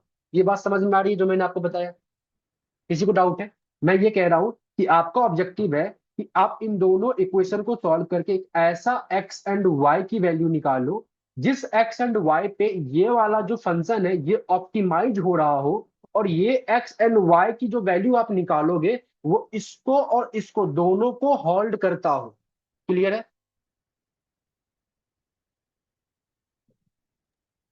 बोलो यस गाइस। सर। तो क्या मैं कह सकता हूं कि अगर मैं, मेरे को एक ऐसा एक्स एंड वाई चाहिए जो दो डिफरेंट इक्वेशन को होल्ड करता है, तो क्या मैं उन दोनों इक्वेशन के इंटरसेक्शन से वो एक्स एंड वाई निकाल लूंगा तो काम बन जाएगा? दो डिफरेंट लाइन का डायग्राम, एक एक्स एंड वाई निकला, तो ये एक्स एंड वाई इन दोनों ही लाइन को होल्ड कर रहा है। तो जब भी मेरे को एक ऐसा एक्स एंड वाई की वैल्यू चाहिए जो दो डिफरेंट इक्वेशन को होल्ड कर रहा हो, तो मैं उन दोनों इक्वेशन को इंटरसेक्ट करके क्या कर सकता हूँ, एक्स एंड वाई की वैल्यू निकाल सकता हूँ। ये एग्री करते हो? एक बेसिक नॉलेज, एक बेसिक कंसेप्ट, इस तरीके से हम लोग प्रोसीड करेंगे। Yes sir. क्लियर है? तो अब यहाँ पे ऑथर आपका क्या कहता है कि आप इंटरसेक्ट करते करोगे तब जाके एक्स एंड वाई आएगा। तो आप जो इससे ऊपर अलग अलग इंटरसेक्ट कर रहे थे, मतलब पहले इसको अलग सॉल्व कर रहे थे, फिर इसको अलग सॉल्व कर रहे थे, फिर इसकी जो वैल्यू आई थी, इसकी जो वैल्यू आई थी, बाद में उसको मिलाकर तब जाके वैल्यू निकालते थे, ऐसा आप मत करो। आप क्या करो, इन दोनों इक्वेशन का एक इंटरसेक्शन फंक्शन बना लो, और उसी इंटरसेक्शन फंक्शन को हम लोग कहते हैं लैग्रेंज फंक्शन। तो ऑथर क्या कहता है, आप क्या करो, इन दोनों फंक्शन को इंटरसेक्शन करने के लिए आप एक लैम्डा, एक पैरामीटर को लेट लो। आप कुछ इस तरीके से प्रोसीड करोगे, let lambda be the Lagrange multiplier, Lagrange multiplier. अगर आपको याद हो, जब आपने क्लास ट्वेल्थ में 3D ज्योमेट्री पढ़ा होगा, तो दो इक्वेशन को अगर आप इंटरसेक्ट करते थे तो आप कुछ इस तरीके से लिखते थे, इक्वेशन वन प्लस में लैम्डा टाइम इक्वेशन टू। तो इस तरीके से आपके पास दो इक्वेशन आपस में मिल जाता था, मतलब इंटरसेक्ट हो जाता था। तो उसी चीज को यहाँ पे बोला गया है कि आप सबसे पहले एक पैरामीटर ले लो लैम्डा, जिसको हम लोग बोलते हैं लैग्रेंज मल्टीप्लायर। इसके बाद आप क्या करो, एक इंटरसेक्शन फंक्शन बनाओ, जो कि कुछ इस फॉर्म में होगा, एफ ऑफ कैपिटल एफ मैंने यहाँ पे लिया है, f of x comma y, जो कि हमारे पास वेरिएबल था। साथ साथ में एक और वेरिएबल आपने लैम्डा लिया है, तो आप यहाँ पे लिख दो लैम्डा इज इक्वल टू, जो आपका पहला इक्वेशन है वो लिखो, that is small f of x comma y, जो आपका ऑब्जेक्टिव फंक्शन था, माइनस में लैम्डा टाइम्स जो आपका कंस्ट्रेंट था वो लिखो, that is g of x y minus में सी। ये वाला आपने जी ऑफ एक्स वाई, ये माइनस में सी। अब जाके ये जो आपको मैं ग्रीन कलर के बॉक्स में डाल रहा हूं, ये basically this is nothing but, इसको हम लोग कहते हैं, ये है लैग्रेंज फंक्शन, लैग्रेंज फंक्शन, जिसको कि कई सारे बुक में, यहाँ पे मैंने कैपिटल एफ से रिप्रेजेंट किया है, कई सारे डिफरेंट डिफरेंट बुक में आपको एल से रिप्रेजेंट भी किया जाता है, या अलग अलग सिंबल यूज किया जाता है। तो यहाँ पे आपकी मर्जी, आप कुछ भी यूज कर सकते हो, या आप यहाँ पे L of x y lambda भी कर सकते हो, यहाँ आप f of capital F of x y lambda भी कर सकते हो, ये आपकी मर्जी, सब सही है। तो ये जो मैंने दो डिफरेंट इक्वेशन को एक साथ लैम्डा के हेल्प से लिखा है, इसी को हम लोग कहते हैं लैग्रेंज फंक्शन। पहली बात ये समझ में आया यहां तक, क्लियर है? Yes sir. तो यहाँ पे कंसेप्ट क्या लगा था कि आपने क्या किया, इन दोनों का इंटरसेक्शन फंक्शन लिखा with the help of lambda. Lambda क्या था, लैग्रेंज मल्टीप्लायर, और इसी इंटरसेक्शन फंक्शन को हम लोग बोलते हैं लैग्रेंज फंक्शन। अब आपके पास जैसे ये फंक्शन बन गया, आप कहता है क्या, अब इसको पार्शियली डिफरेंशिएट करो। कहने का मतलब ये कि सबसे पहले आप निकाल लो capital F dash of x. ये कैसे निकलेगा, तो आप लैग्रेंज फंक्शन को पार्शियली डिफरेंशिएट करोगे विद रिस्पेक्ट टू एक्स, जो कि क्या आएगा, small f dash of x, मतलब कि इसको पार्शियली डिफरेंशिएट करोगे with respect to x, minus में लैम्डा, और इसके अंदर में इसको पार्शियली डिफरेंशिएट करोगे विद रिस्पेक्ट टू एक्स, तो यहां से आ जाएगा आपके पास जी डैश ऑफ एक्स, और सी को जब डिफरेंशिएट करोगे तो ये आपको जीरो दे देगा। तो जैसे ही आपने एफ डैश ऑफ एक्स निकाला तो आपके पास ये वाला टर्म आ गया। सिमिलरली आप क्या करो, एफ डैश ऑफ वाई निकालो, मतलब कि लैग्रेंज फंक्शन को दूसरे वेरिएबल से डिफरेंशिएट करो, तो वो क्या देगा आपको, मतलब आप del F bye del Y करोगे, तो आप क्या करोगे, स्मॉल एफ को with respect to y differentiate करोगे, लैम्डा जी को with respect to y differentiate करोगे, सी को करोगे तो फिर जीरो ही आ जाएगा, तो लिखना ना लिखना बात की बराबर है। इसके बाद तीसरा पैरामीटर आपके पास लैम्डा है, तो लैम्डा के रिस्पेक्ट में आप क्या करो, इसको डिफरेंशिएट करो एफ डैश ऑफ लैम्डा। जब आप लैम्डा के क्रॉसपोल में डिफरेंशिएट करोगे, तो आपको यहाँ पे कोई लैम्डा नहीं दिख रहा होगा, तो इसका आ जाएगा जीरो। सिर्फ और सिर्फ यहाँ लैम्डा है, तो क्या आएगा, इसका वैल्यू वन आ जाएगा, तो माइनस वन, और ये पूरा का पूरा टर्म। तो देखा जाए तो आपके पास जब आप एफ डैश ऑफ लैम्डा करोगे, तो माइनस में जो सब्जेक्ट टू कंस्ट्रेंट है आपका, वही आ जाएगा कुछ इस फॉर्म में। ये आपने क्या किया, सबसे पहले फर्स्ट ऑर्डर पार्शियल डेरिवेटिव किया किसका, लैग्रेंज फंक्शन का, डिफरेंट डिफरेंट वेरिएबल के कॉरस्पॉन्ड में, F dash of x, f dash of y, f dash of lambda. आप क्या कहता है, जैसे ही आप डिफरेंशिएट करते हो उसको इक्वल टू जीरो पुट कर दो फॉर मैक्सिमा मिनिमा, तो आप इसको इक्वल टू जीरो पुट करोगे, आप इसको इक्वल टू जीरो पुट करोगे, और इसको इक्वल टू जीरो पुट करोगे। जब आपने पहले वाले को इक्वल टू जीरो पुट किया है, तो यहां से आपके पास क्या आ जाएगा, small f dash of x is equal to lambda times g dash of x. यहां से क्या आ जाएगा, small f dash of y is equal to lambda times g dash of y, और यहां तक आपके पास क्या आ जाएगा, तो g of x comma y equal to c. कहने का मतलब देखा जाए तो ये आपका है इक्वेशन नंबर वन, ये आपका है इक्वेशन नंबर टू, ये आपका इक्वेशन नंबर थ्री। इन तीनों इक्वेशन को हम जब सॉल्व करेंगे तो मेरे पास एक्स वाई जेड की वैल्यू साइमल्टेनियसली मिल जाएगी। ये क्लियर है सभी को? अगर ये क्लियर है, तो अगर आप लोग, जिसको मैं ग्रीन कलर के एक पर्टिकुलर रफ वाले बॉक्स में डाल रहा हूं, इसको मिलाओ और इसको मिलाओ, क्या ये दोनों सेम है? F dash of x lambda time g dash of x, f dash of y lambda time g dash of y, g of x y equal to c. और यहाँ पे भी आप देखो सेम कंडीशन आ गया। आप इनको सॉल्व करोगे तो एक्स वाई जेड जो आएगा वो आपकी पर्टिकुलर प्रॉब्लम को ऑप्टिमाइज कर रहा होगा। ये क्लियर है?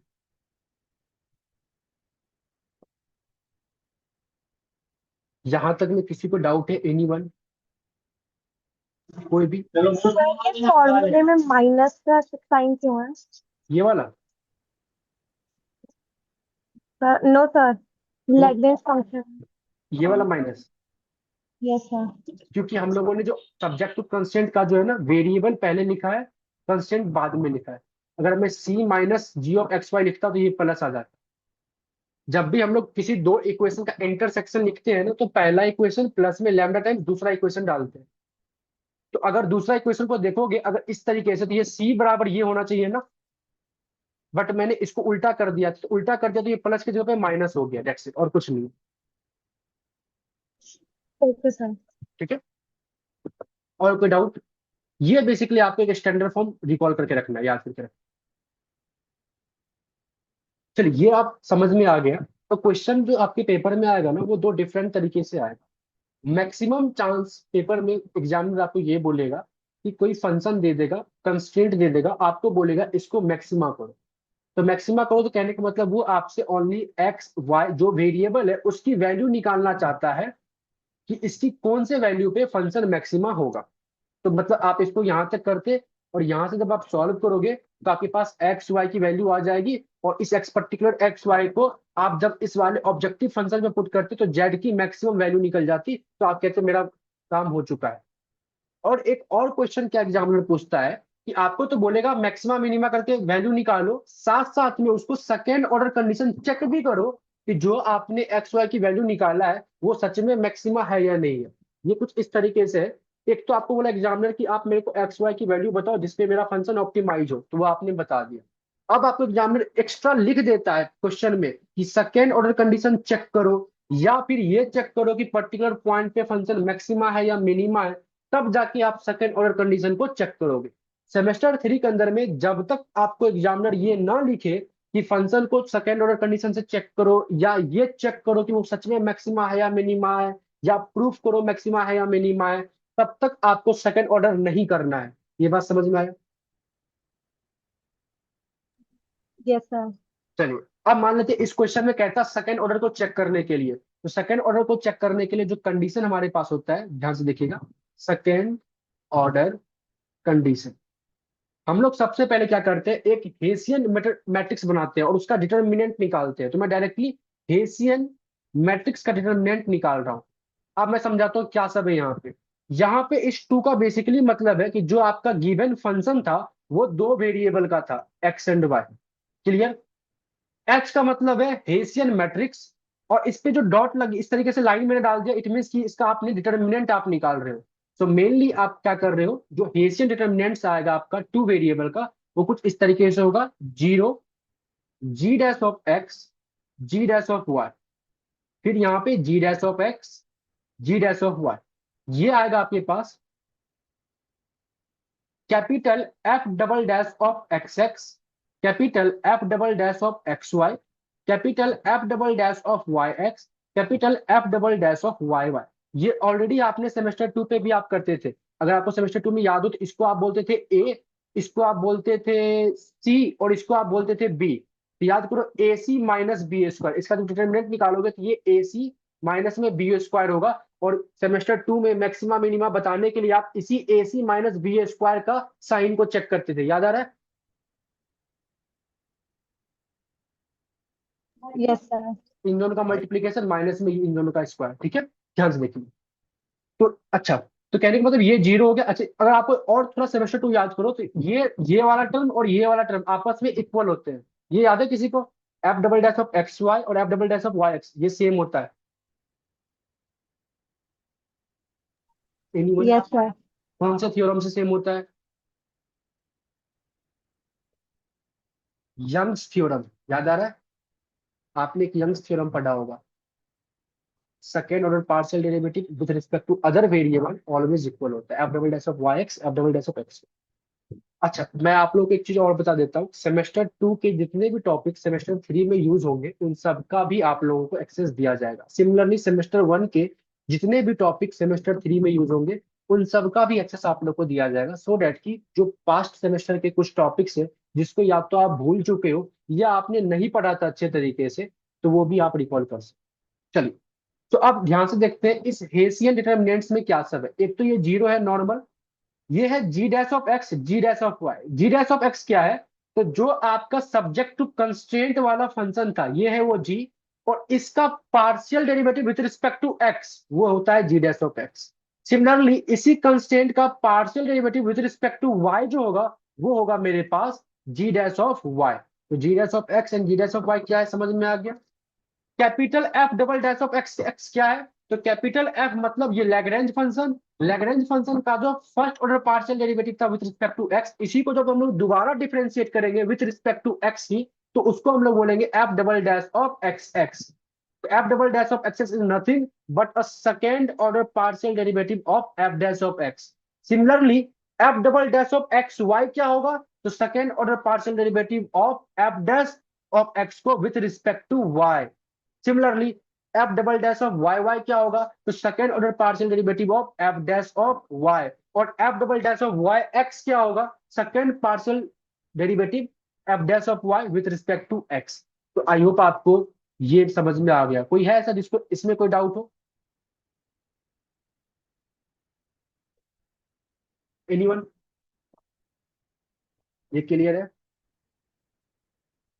ये क्लियर है। तो कंडीशन क्या कहता है कि जो आपने ये हेसियन डिटर्मिनेंट्स निकाला है, अगर ये हेसियन डिटर्मिनेंट्स आपका पॉजिटिव आता है तो गिवन जो एक्स वाई की वैल्यू आप निकाल रहे हो और इस पे जो भी आपका फंक्शन की वैल्यू आ रहा है वो मैक्सिमम वैल्यू होगा। और अगर आपका ये हेसियन डिटर्मिनेंट्स जो है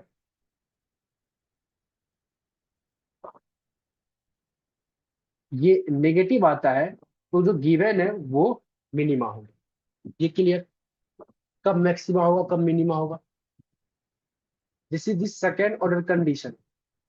अगर आपको जब टू वेरिएबल के अंदर में कांस्टेंट ऑप्टिमाइजेशन में चेक करना हो। यहां तक किसी को डाउट ही नहीं वन?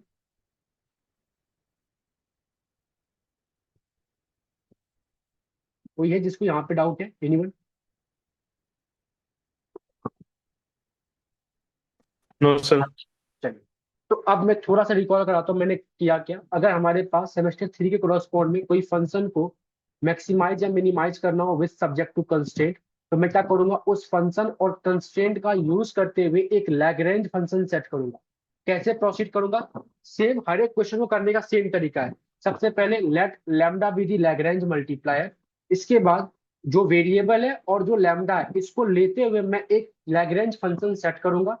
इसके बाद first order necessary condition use करूंगा, मतलब कि लैग्रेंज फंक्शन को एक बार with respect to x differentiate करूंगा, एक बार with respect to y differentiate करूंगा और एक बार with respect to lambda differentiate करूंगा। मतलब जितने वेरिएबल होंगे उतने वेरिएबल के क्रॉसपॉन्ड में डिफरेंशिएट करूंगा।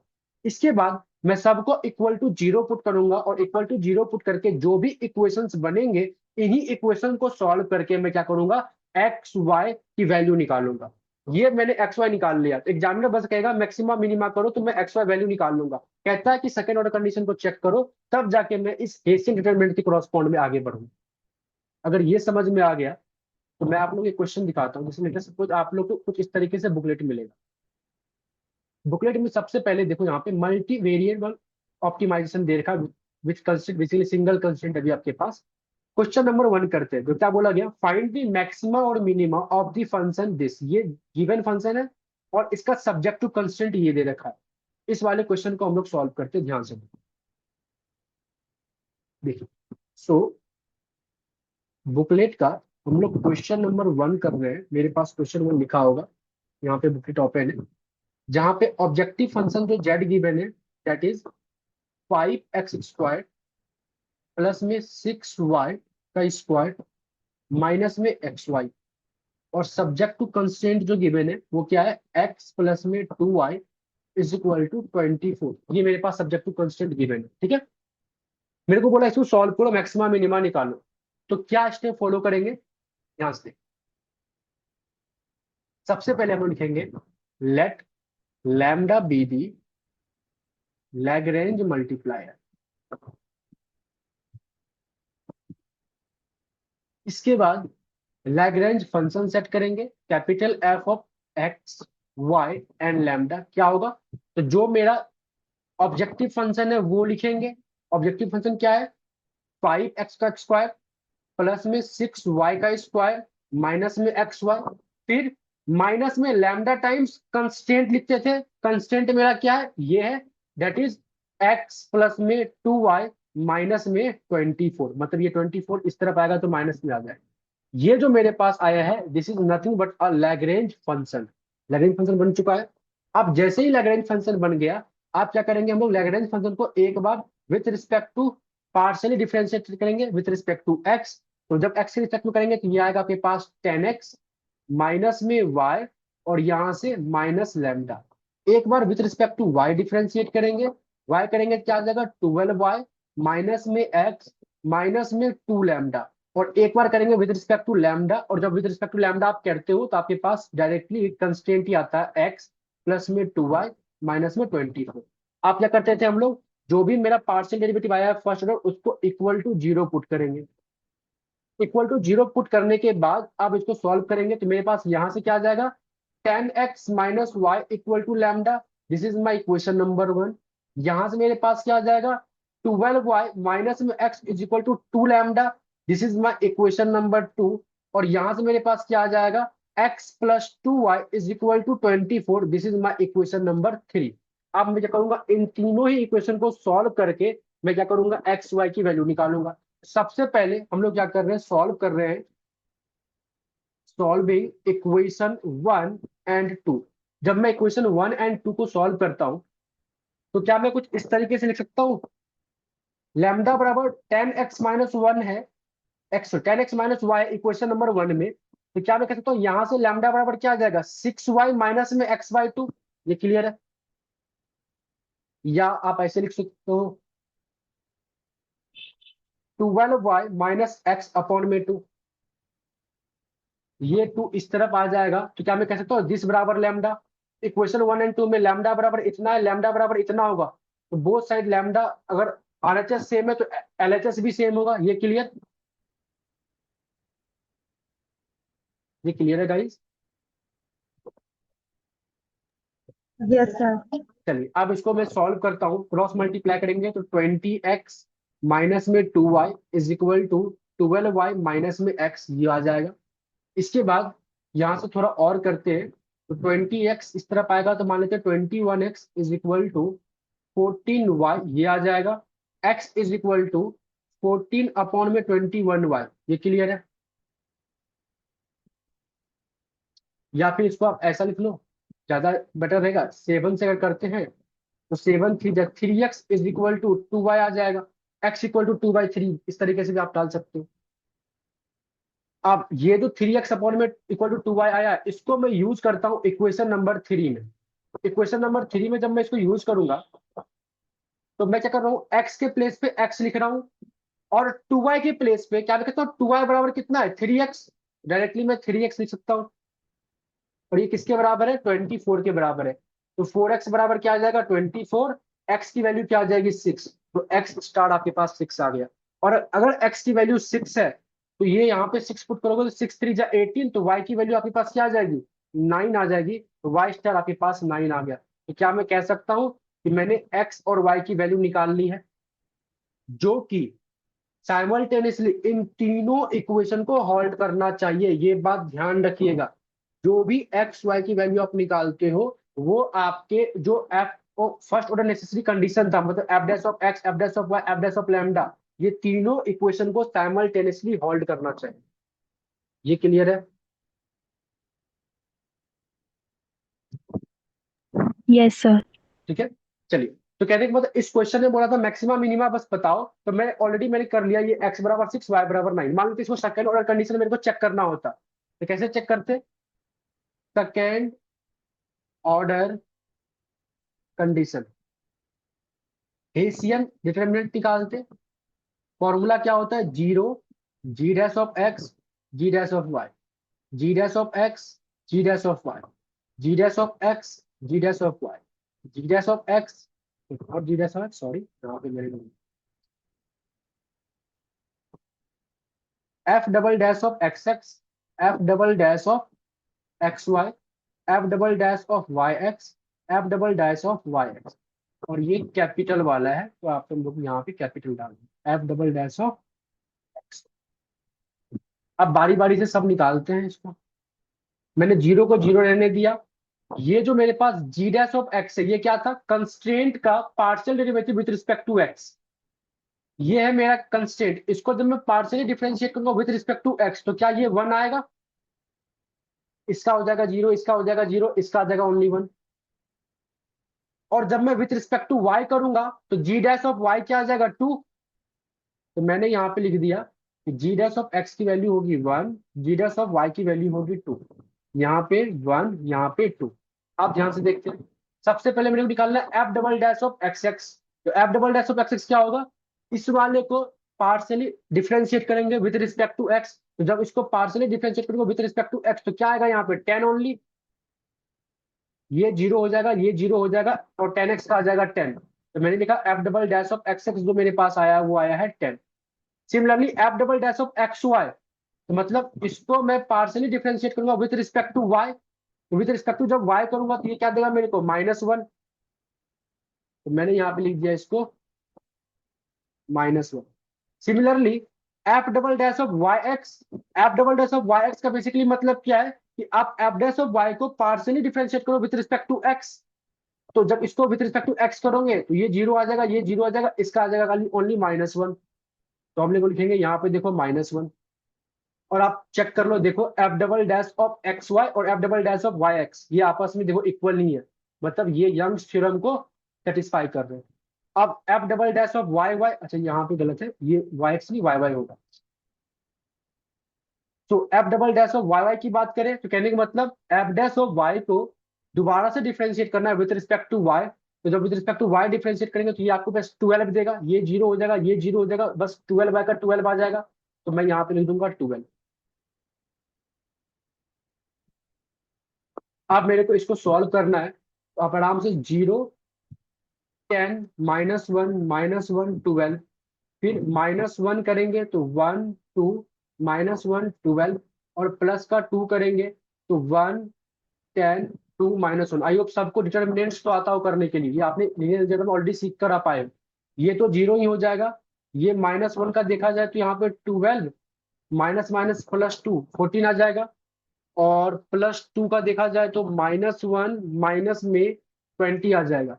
तो देखा जाए तो बारह प्लस दो ये माइनस फोर्टीन हो चुका है, और इक्कीस माइनस फोर्टी टू हो चुका है, तो माइनस फिफ्टी सिक्स आ गया। तो क्या मैं कह सकता हूँ कि जो मेरा एच टू बार है ये लेस देन जीरो आ रहा है, और लेस देन जीरो आ रहा है तो मतलब ये क्या होगा, मिनिमा। क्लियर है, मतलब ये जो एक्स एंड वाई की वैल्यू आ रही है मेरे पास, इस एक्स एंड वाई के वैल्यू पे जो मेरा फंक्शन का जेड की जो वैल्यू होगी वो सबसे मिनिमम वैल्यू होगी। क्लियर, देख लो, कोई डाउट इसमें एनीवन?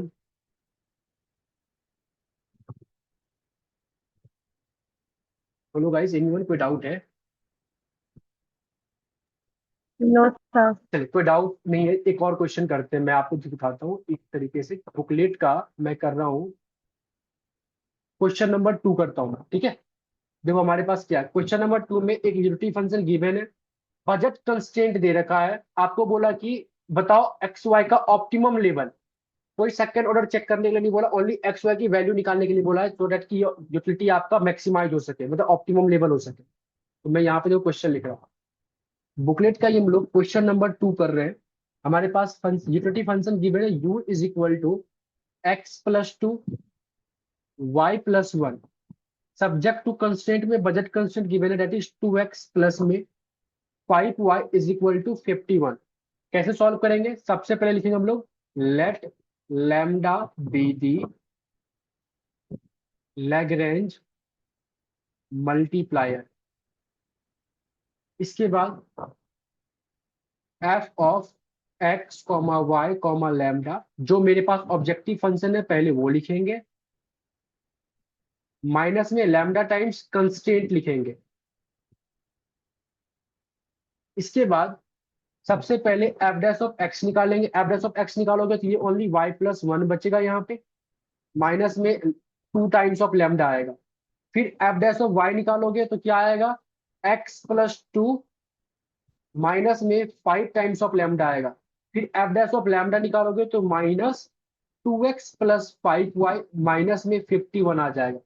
अब इसको भी इक्वल टू जीरो, इसको भी इक्वल टू जीरो, इसको भी इक्वल टू जीरो पुट करेंगे। यहां से मेरे पास क्या आ जाएगा, तो y plus one is equal to two lambda आ जाएगा।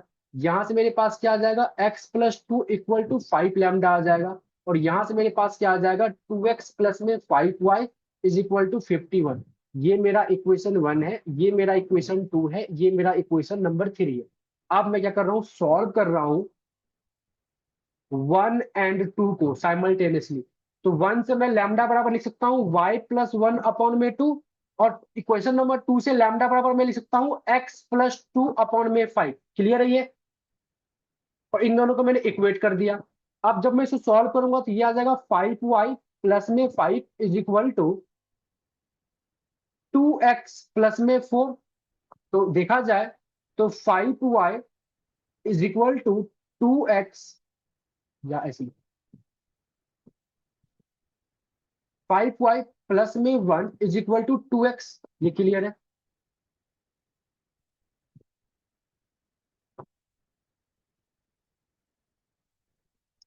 यहां तक क्लियर है गाइस। अब मैं क्या कर रहा हूं, इस वाले ये जो मेरे पास आया है इसको मैं डायरेक्टली इक्वेशन नंबर थर्ड में यूज कर रहा हूं। कैसे, क्योंकि मेरे को पता है कि क्वेश्चन नंबर थर्ड में एक टू एक्स वाला टर्म है, और टू एक्स का रिलेशन वाई के साथ कैसे वो मैंने निकाल लिया इक्वेशन वन एंड टू को सॉल्व करके। तो टू एक्स के जगह पर मैं लिख रहा हूँ फाइव वाई प्लस वन,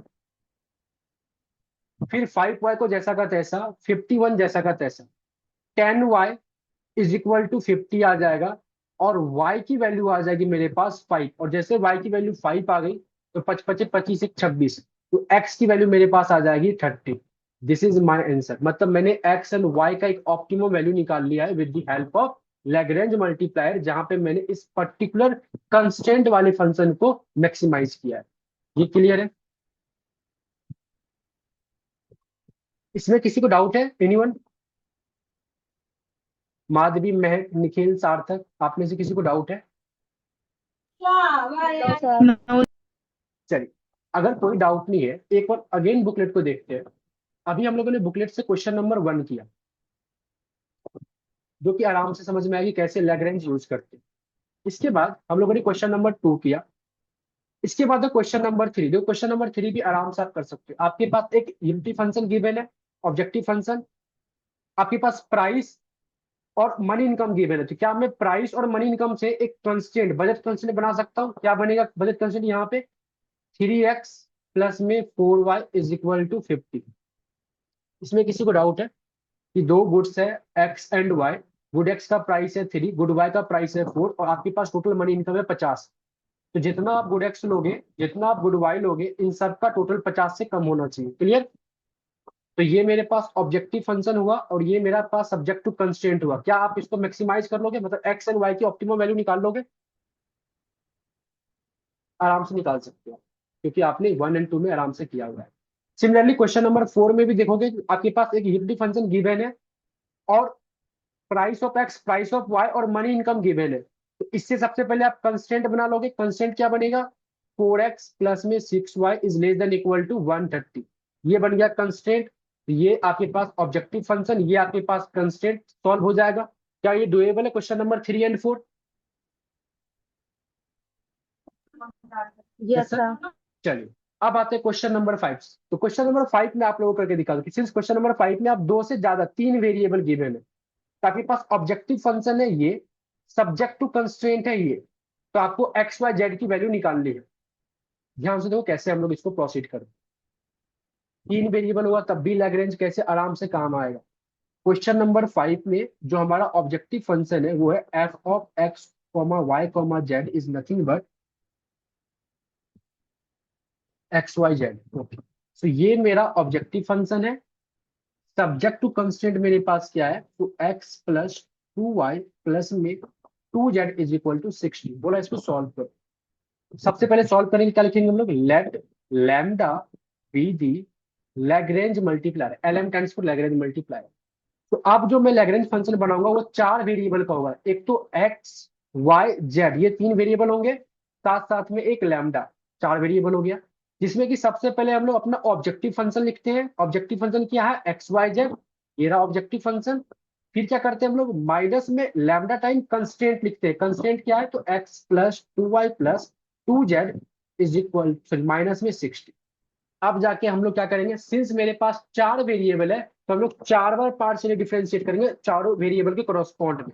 मतलब कि सबसे पहले मैं निकालूंगा एफ डैश ऑफ एक्स, फिर निकालूंगा एफ डैश ऑफ वाई, फिर निकालूंगा एफ डैश ऑफ जेड, और उसके बाद निकालूंगा एफ डैश ऑफ लैम्डा। जब मैं निकालूंगा एफ डैश ऑफ एक्स तो मैं फंक्शन को पार्शियली डिफरेंशिएट करूंगा with respect to x. With respect to x करेंगे तो यहां से आएगा वाई जेड, यहां से आएगा only lambda. With respect to y करेंगे तो यहां से आएगा एक्स जेड, और यहां से आ जाएगा two lambda. With respect to z करेंगे तो यहां से आ जाएगा एक्स वाई, यहां से आ जाएगा टू लैम्डा। अच्छा ये प्लस माइनस, माइनस का ही टू लैम्डा है। और विथ रिस्पेक्ट टू लैम्डा करेंगे तो ये तो पूरा का पूरा कंस्टेंट ही दे देगा, x minus x two y two z minus में 60। अब क्या करते हैं हम लोग, इन सबको इक्वल टू जीरो पुट करते हैं।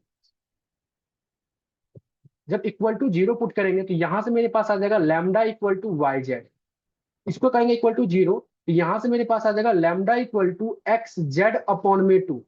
इसको इक्वल टू जीरो पुट करेंगे तो यहां से मेरे पास lambda equal to x y upon में टू आ जाएगा। इसको इक्वल टू जीरो पुट करोगे तो यहां से आपके पास एक्स प्लस में टू वाई प्लस में two z is equal to 60 आ जाएगा। ये मेरे पास आ गया इक्वेशन वन, ये मेरे पास आ गया इक्वेशन टू, ये आ गया इक्वेशन थ्री, और ये आ गया इक्वेशन नंबर फोर। अब आप आराम से किसी भी इक्वेशन को यूज करते हुए इसको आप सॉल्व कर सकते हो। देखते हैं कैसे ये सॉल्व होगा। सबसे पहले मैं कुछ इस तरीके से करता हूं, solving equation number two and equation number three, मतलब मैं इक्वेशन टू एंड थ्री को सॉल्व करता हूँ। इसके लेफ्ट हैंड साइड में लैम्डा है, मतलब सेम है, तो राइट हैंड साइड भी सेम होगा। तो मतलब मैं एक्स जेड अपॉन में two is equal to x y upon में टू लिख सकता हूँ। साफ साफ मैं यहां से देख पा रहा हूँ कि मेरे पास, मैं यहां से ये two two x x remove कर दूंगा तो equation number two and three से जो रिजल्ट आया वो क्या आया, जेड और वाई आपस में इक्वल है। अब जाके मैं क्या कर रहा हूँ, equation number one and equation number to को सॉल्व कर रहा हूँ। Solving equation one and equation two. Equation one मेरा क्या है, लैम्डा बराबर वाई जेड, और इक्वेशन नंबर टू में क्या है, लैम्डा बराबर एक्स जेड अपॉन में टू। तो क्या मैं यहां से कह सकता हूं कि ये वाला जेड, ये वाला जेड, सॉरी ये वाला जेड, और यहां से ये जेड कट जाएगा और आपके पास आएगा क्या, so two y is equal to x. तो ये रिलेशन आ गया एक्स एंड वाई का। अब मैं क्या करूंगा, इस जेड बराबर वाई और टू वाई बराबर एक्स को, इन दोनों रिजल्ट को इक्वेशन नंबर फोर में यूज करूंगा। तो आप ऐसा लिख सकते हो, मान लेते हैं ये है इक्वेशन फाइव, ये है इक्वेशन सिक्स, और आप आगे प्रोसीड करोगे using equation five and six in equation four. और इक्वेशन फोर क्या था, x plus two y plus में two z is equal to 60। Okay, so अब ध्यान से देखो, मैंने क्या किया, एक्स के प्लेस पे टू वाई लिखा, क्योंकि एक्स बराबर टू वाई है इक्वेशन नंबर सिक्स से। टू वाई के प्लेस पे टू वाई रहने दिया, और टू जेड के प्लेस पे भी टू वाई मैंने लिख दिया। मैं लिख सकता हूं ऐसा, क्योंकि y और z भी आपस में इक्वल है। अब ये बराबर आ जाएगा 60, तो सिक्स वाई बराबर आपके पास 60 आ गया, तो y स्टार आपके पास क्या आ जाएगा, 10 आ जाएगा। सिमिलरली अगर y और z आपस में इक्वल है तो z स्टार भी क्या आ जाएगा, 10 आ जाएगा। और y और x का रिलेशन क्या है, x is nothing but two times of y, तो x स्टार आपके पास क्या आ जाएगा, 20 आ जाएगा। x स्टार आ जाएगा आपके पास 20। ये आपके पास इसका आंसर आ जाएगा। क्लियर है।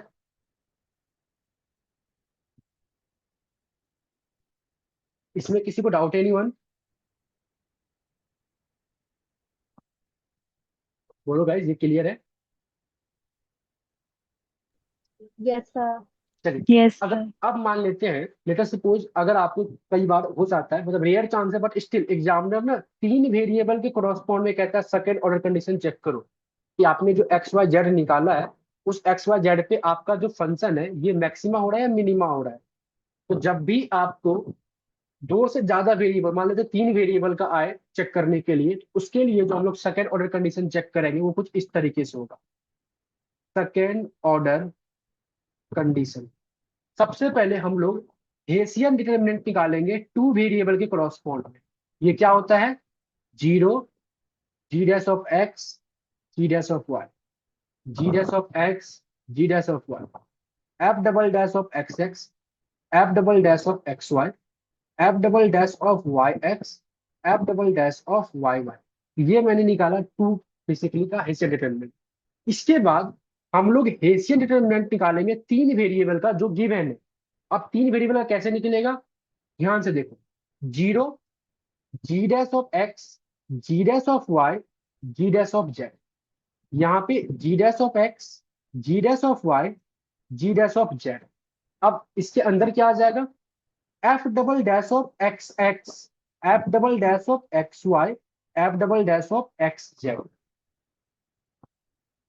अब मान लेते हैं एक और वेरिएबल होता डब्ल्यू भी होता, तो क्या मैं कह सकता हूँ एक यहाँ पे लोग लिख देते जी डैश ऑफ डब्ल्यू और यहाँ होता है f double dash of x W. Clear? जितना वेरिएबल होगा हम लोग आगे बढ़ा सकते हैं। पैटर्न समझ में आया? Yes sir. अब y के कोरस्पॉन्ड में f double dash of y x, f double dash of y y, f double dash of y z. Z के कोरस्पॉन्ड में f double dash of z x, f double dash of z y और f double dash of z z. ये आपके पास आ गया तीन variable correspond में हेसियन डिटरमिनेंट। अब ध्यान से देखते क्या कहते हैं। कंडीशन कहता है कि इफ जो आपका H2 बार है, मतलब टू वेरिएबल का जो हिस्से डिटर्मिनेंट्स है, ये नेगेटिव हो, एंड जो आपका H3 बार है, जो तीन वेरिएबल का हिस्से डिटर्मिनेंट्स है, ये भी नेगेटिव हो, तो इस टाइम पे जो गिवन वैल्यू आपके पास एक्स वाई का निकला है इस पे आपका फंक्शन मिनिमा होगा। क्लियर है? सिमिलरली कहता है अगर मान लेते हैं आपके पास H2 बार ये पॉजिटिव आ जाए एंड जो आपका H3 बार है ये नेगेटिव आ जाए, तो इस केस पे आपका जो होगा वो मैक्सिमा होगा। इसके अलावा इन दो पर्टिकुलर सिनेरियो के अलावा कोई भी और अलग सिनेरियो एग्जिस्ट करता है, मान लेते हैं ये लेस देन आ जाए, ये ग्रेटर देन आ जाए, कुछ भी अलग आता है, तो ऑन दैट टाइम आप बोलोगे नीदर मैक्स नोर मिन। मैक्सिमा के लिए दो वेरिएबल वाला पॉजिटिव, तीसरा नेगेटिव। मिनिमा के लिए दो वेरिएबल वाला नेगेटिव और तीसरा यहाँ पे भी नेगेटिव। ये नेगेटिव मिनिमा के लिए कंडीशन है, ये मैक्सिमा की कंडीशन है। इसके अलावा कोई भी रिलेशन बनता है तो आप लोग बोलोगे नीदर मैच और नॉर मिन। क्लियर है?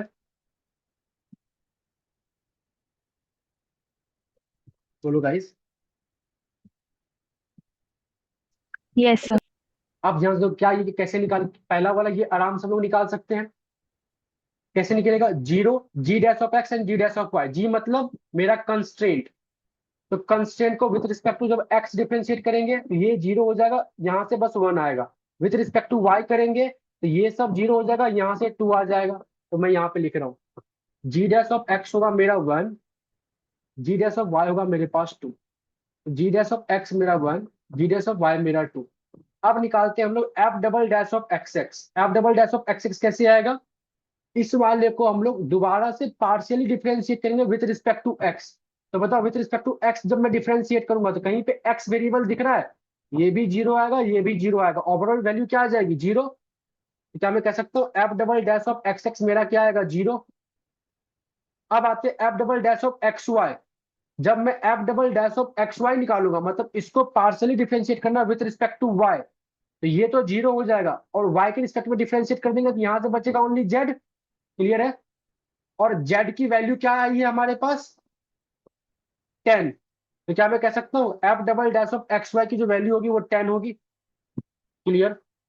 Similarly f double dash of y x जब निकालेंगे तो मतलब एफ डैश ऑफ वाई को with respect to x differentiate करेंगे तो बचेगा ओनली जेड, और जेड की वैल्यू क्या है? तो 10। तो मैं यहाँ पे लिख सकता हूँ डायरेक्टली 10। और f double dash of y y जब मैं निकालूंगा तो मतलब मैं वाई को डिफरेंशिएट करूंगा विथ रिस्पेक्ट टू वाई, ये आ जाएगा आपके पास 0। तो मैं यहाँ पे लिख दूंगा 0। क्या मैं इसका डिटरमिनेंट निकाल सकता हूँ? निकाल लोगे आप लोग? क्लियर है? बोलो, ये निकल जाएगा। Yes sir. चलिए अब मैं ये निकालता हूँ, कहने का मतलब मुझे ये निकालना है। ये 4 वेरिएबल वाला, ध्यान से देखते हैं इसमें क्या सब है। 0 है, g dash of x, g dash of y, g dash of z. अभी देखा था जी डैश ऑफ एक्स मेरा 1 होगा था, जी डैश ऑफ वाई मेरा 2 था, और जी डैश ऑफ जेड भी आपका 2 ही होगा। आप चेक कर लेना, जब आप अपने कंस्टेंट को partially with respect to z differentiate करते तो ओनली आपके पास 2 आता। सिमिलरली यहाँ पे भी आप लिखोगे 1 2 2। अब f double dash of x x ये सब आपने निकाल लिया। F double dash of x x जो है आपका वो आएगा 0। F double dash of x y था आपके पास 10। F double dash of y x था 10। F double dash of y y था आपके पास 0। अब आता है कि f double dash of x z क्या होगा। तो f double dash of x z का मतलब क्या है कि आप अपने एफ डैश ऑफ एक्स को with respect to z differentiate करोगे। विथ रिस्पेक्ट टू जब जेड डिफरेंशिएट करोगे तो ओनली वाई बचेगा, और वाई की वैल्यू क्या है आपके पास? 10 है।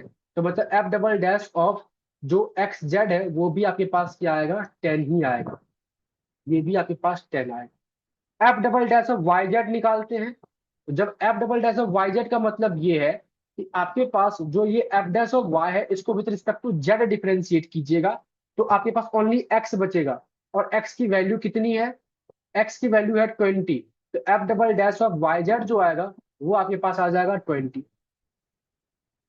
अब आते हैं f double dash of z x. तो f double dash of z x का बेसिकली मतलब क्या है कि जो आपका एफ डैश ऑफ जेड है इसको with respect to x differentiate करो, तो ओनली वाई बचेगा, और वाई की वैल्यू क्या है? 10 है। तो यहां लिख देंगे हम लोग वाई की वैल्यू को 10। और f double dash of z y, f double dash of z y f double dash of y z के बराबर ही आएगा, आप चेक कर लेना 20 ही आएगा।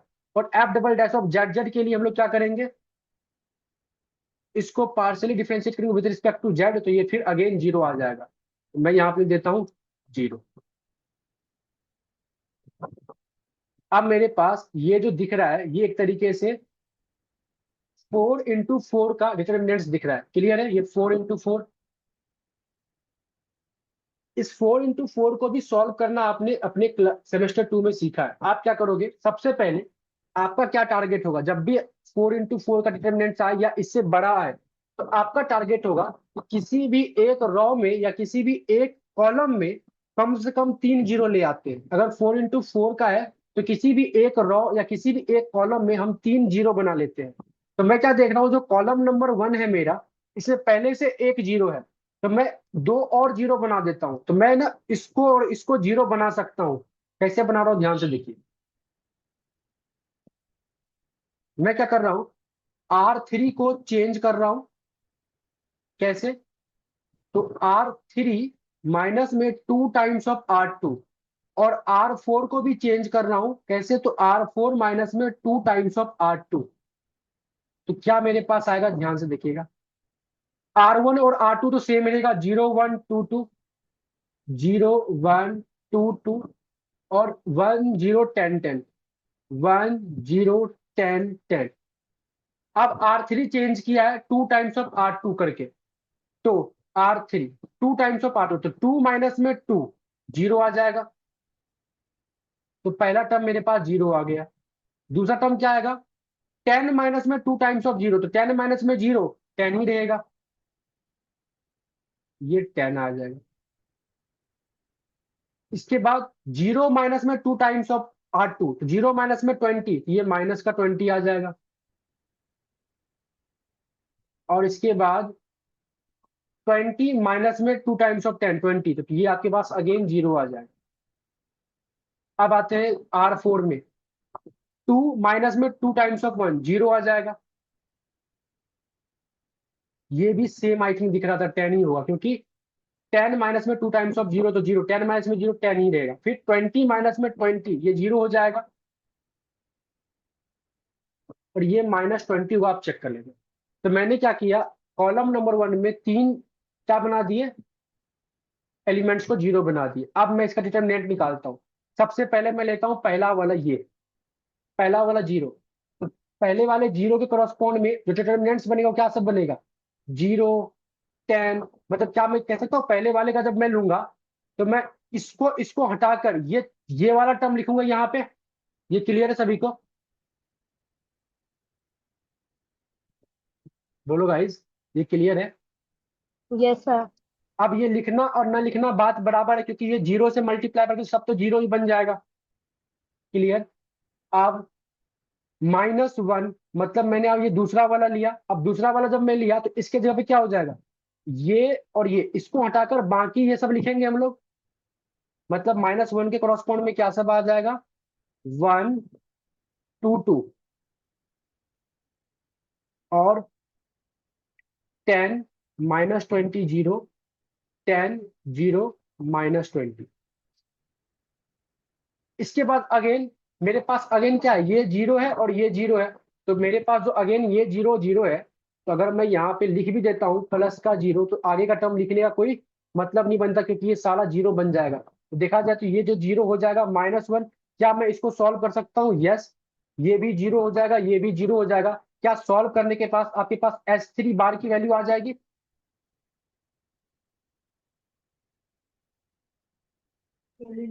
Yes sir. हो जाएगा। तो इस तरीके से हम लोग 4 × 4 ऑर्डर के डिटर्मिनेंट्स को सॉल्व करते हैं। जनरली जब आपके पास दो से ज्यादा वेरिएबल होगा तो एग्जामिनर आपको सेकंड ऑर्डर कंडीशन चेक करने के लिए नहीं बोलेगा, बट स्टिल मान लेते हैं बोल देता है, तो आपको ये वाला कंडीशन, इस वाले प्रोसेस को यूज करना है। इस तरीके से आप चेक कर सकते हैं। यहाँ तक क्लियर है आप लोगों को? Yes sir. किसी को कोई डाउट, एनीवन यहाँ तक में? माधवी, महक, वर्तिका, कोई डाउट है आप लोगों को? No sir.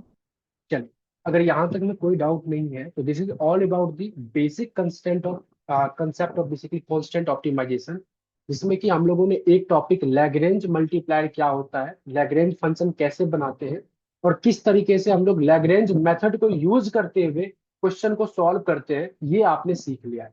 मतलब आप कोई भी पर्टिकुलर सिंपल कंस्टेंट फंक्शन को with the help of Lagrange method आप सॉल्व कर सकते हैं। मतलब बुकलेट के क्वेश्चन नंबर 1 से लेकर 10 तक आप आराम से सॉल्व कर सकते हैं। तो यहाँ पे हमारे पास क्लास नंबर 1 में हम लोगों ने कुछ बेसिक कंसेप्ट सीखा है। क्लास नंबर 2 जो होगा एडवांस एमएल का, वो बेसिकली ओनली रजिस्टर स्टूडेंट के साथ हम लोग कंटिन्यू करेंगे। सो आप में से जो भी स्टूडेंट्स बेसिकली पढ़ना चाहता है क्लासेस लेकर, तो मैं तो इतना ही आप लोग को रिकमेंड करूंगा कि आप लोग शुरुआत से पढ़ो, सो डैट कि आप एक तरीके से इंटरनल में भी अच्छा स्कोर कर सको और हर एक कंसेप्ट को अच्छे तरीके से सीख पाओ।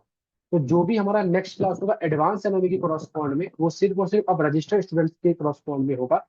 और हम जब भी, अगर आप एडवांस में मेरे से इनरोल कराते हो, तो आपको पूरे सिलेबस की live classes, recording lectures, booklets और जो भी चीजें मैंने ऑलरेडी ओरिएंटेशन सेशन में आप लोगों को पहले से डिस्कस कर लिया है।